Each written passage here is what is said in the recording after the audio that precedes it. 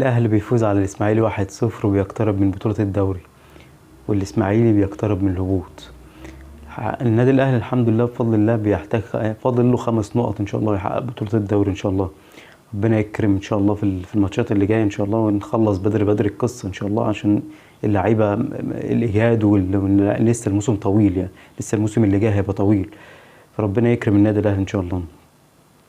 امبارح طبعا الجون بتاع بيرستاو، المجهود الكبير اللي يشكر فيه هو مجهود خالد عبد الفتاح. خالد عبد الفتاح صراحة من اللعيبة الرجالة اللي أنا بحبها، لعيب بيعوض أي شيء عنده بالرجولة اللي عنده، ما بيبخلش بنقطة عرق زي ما بيقولوا في الملعب.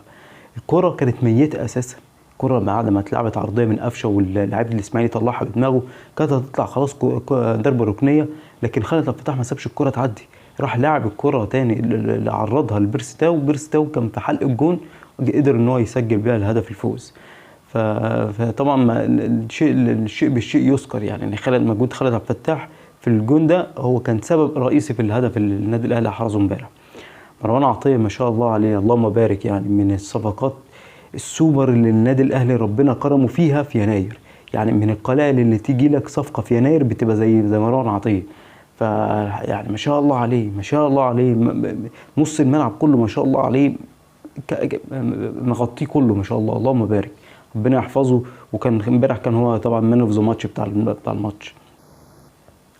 بالنسبه طبعا للنادي الاسماعيلي وباهر المحمدي اللي كان بيتكلم، اللي ساب الماتش كله في اخر وكان بيشاور لجمهور النادي الاهلي وبيقول لك مش هننزل وكده. طب انت قصتك مع النادي، انت جاي تفتكر دلوقتي ان انت مش هتنزل في ماتش الاهلي؟ مش فاهم، الجمهور يقول اللي يقوله، انت بترد عليهم ليه؟ القصه كلها دي مناوشات ما بين الجماهير، انت بترد عليهم ليه؟ انت في قصتك في الملعب، ولا هي القصه لقطه عايز تاخدها عند الجمهور؟ انا مش عارف صراحه، يعني القصه ما تركز يا حبيبي، انت ما ركزتش ليه من بدايه الموسم؟ ما ركزتوش ليه من بدايه الموسم؟ جايين دلوقتي ان تفتكروا ان انتوا خلاص ايه ده الاسماعيلي هيهبط.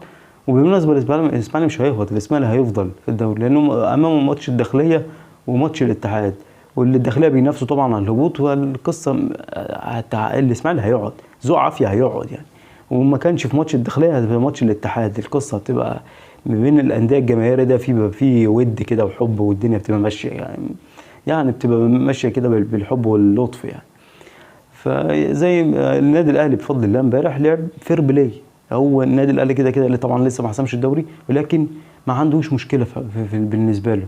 انا الماتش انا 3 نقط، انا بلعب فير بلاي. الانديه كلها بالنسبه لي سواء كانت داخليه، جيش، اسماعيلي، غزل المحله، ايا كانت الفريق اللي انا بلعبه، انا بلعب للفوز بس، تفهم؟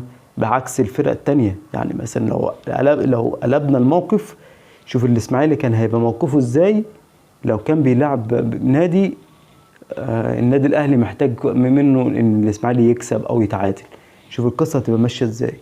لكن هو النادي الاهلي فير بلاي مش اكتر او اقل، بيلعب للفوز فقط لا غير. طبعا امبارح رسمي حمدي فتحي خلاص في الوقره، فنتمنى له طبعا التوفيق. حمدي فتحي من اللعيبه الرجاله اللي انا قلت وكررت كتير، حمدي فتحي من اللعيبه اللي الاهلي هيفتقدها، لكن هو خلاص دي سنه الحياه، هو اختار شايف طريقه ان يروح للنادي الوقره، فنتمنى له التوفيق. حمدي فتحي في ال4 سنين ونص يعني ما شاء الله عمل تاريخ محدش يقدر ينكره. ال4 سنين ونص دول يعني مليانين التاكلينج بتاع حمدي فتحي، كل تاكلينج من دول ببطوله يعني.